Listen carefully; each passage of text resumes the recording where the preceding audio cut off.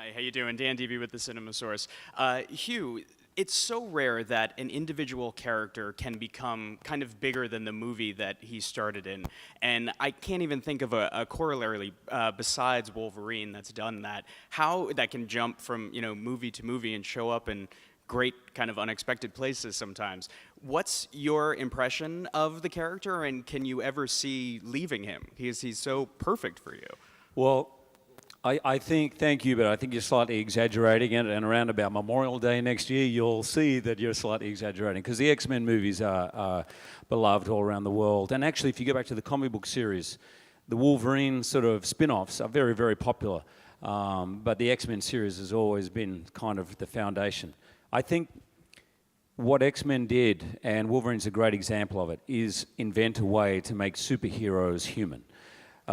Complex, flawed, interesting. That's why they're played by so many interesting and different actors. That's why so many great directors take them on, because there's an opportunity for something very, very human as well as something spectacular. When I grew up, I loved Mad Max. I loved Dirty Harry. I couldn't get enough of them, right? Because that's who I thought was cool. That's who I wish I was like. And in a way, I think Wolverine fills that. That kind of archetype. He's a bit of an anti-hero. Deep down, he's a good guy, but he's never a nice guy. And he's conflicted, and he is, in a way, flawed. But at the same time, he's just the last person you want to piss off. And there's something really cool about that. Awesome. Thank you. Next question. Hey guys, I'm Erin with Clever Movies. And speaking of Wolverine being able to be so versatile, I'm curious as to how the Wolverine storyline will kind of come into play in Days of Future Past in the X-Men franchise. Why don't you answer that, Lauren, seeing as you're a producer of both? Do you want to answer that? So I don't get in trouble for giving anything away? You know, it's hard to say. All the characters are intertwined.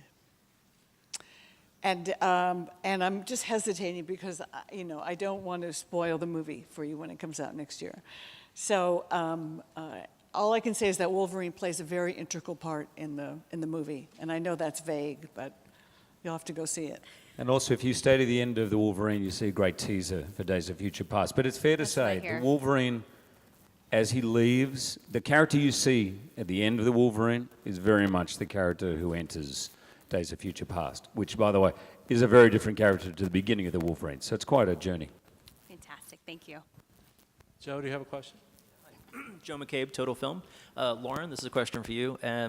In doing this film, which is based on one of the seminal 80s superhero comics, I was just wondering if that gave you a sort of a renewed appreciation for, that lean storytelling that was so strong, in Claremont and Burns' graphic novel, or Claremont and Miller's graphic novel, rather, and if we'll see in X-Men Days of Future Past that continue in the sense of, adherence to that really meaty storytelling that they had. Yeah, I mean, look, we wouldn't be here today if it weren't for them, for Chris Claremont and Frank Miller and Len Wein and all those guys. So they did. They told a lean, mean story in the Wolverine saga, but the Wolverine saga was, was too large in a sense to sort of condense. So we just picked a part of it. What's interesting is once you get into the Days of Future Past with so many versions of reality in the comic of the past and the future, and intercutting between those stories, and the way they told the story, they ratcheted up the tension in both the present and the future, or at that time it was the present and the future. Were it not for them actually building original characters with flaws and conflict and grounding them in reality, we would not have made any of these X-Men movies. But because these characters were so real to all of the comic fans, they were easy to bring to life and to attract great actors and directors. Thank you. Hi, Diane with Studio System News. I just had a question regarding the international nature of the film and the influx of international actors. And with the influx of international actors and money in film in general these days, how do you see that affecting the domestic film industry? Over to you guys. Yeah, I mean, it is now an international business, and I'll toss some of this to Hutch too, but it is an international business. It used to be years ago when I started making movies, it was, you worried about your domestic gross, and maybe, 10 years in, so I started in the actually, I won't tell you when I started, but by the 90s, you were started to be concerned about, maybe you should have a French character or an Italian character or a Chinese character. Now it's very international. You can do not so well domestically and huge internationally and have a great big hit. Hutch has seen a lot of this transpire too, so I'm curious to see what he'll say. Yeah, I mean, I think Lauren's right that today's movie market is a world market, right? And it's no longer a domestic-centric thinking either at any of the studios or, frankly, on behalf of filmmakers. You have to look at it in terms of a global audience.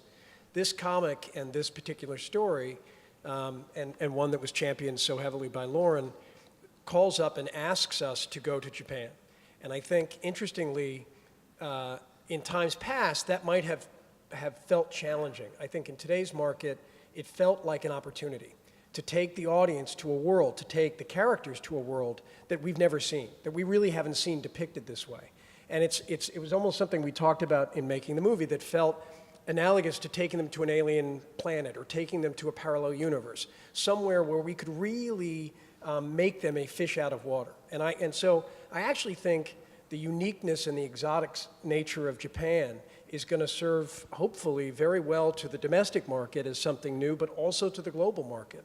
The only thing I'd add to all that is that I think that I don't really think about that so much when I enter a project is like how I can make it work in 28 marketplaces, but I think that what Hutch and Lauren are touching upon is the idea also that this was a story that took place in Japan. And I think that one of the things that, even though the climate is changing and people are more conscious of world cinema and international markets, is I have to give credit to Fox for really coming through on something that they laid the table for when I came on the project, which is that they were really willing to take a risk with this. I don't think it's as simple, you can make a movie where you pull in different cast members, one from Europe and one from Asia and you create this kind of Benetton commercial that sells around the world. But you can also, this is a movie with, other than Hugh Jackman, it's pretty much 100% Japanese cast. So I think that took a lot of guts on the part of Fox.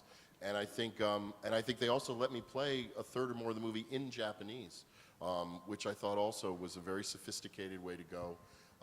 And I think it's what plays better for audiences these days, because I think we've gotten past the age of characters from another country being alone in a bedroom speaking English for some reason. But I think it's still, you have to acknowledge in this marketplace with the amount of money getting invested in a movie that the studio really made a commitment with this film to make something different, to make something a little left of center and a little out of the box. And I hope people appreciate that those risks were taken. They were actually backed and not fought by the studio.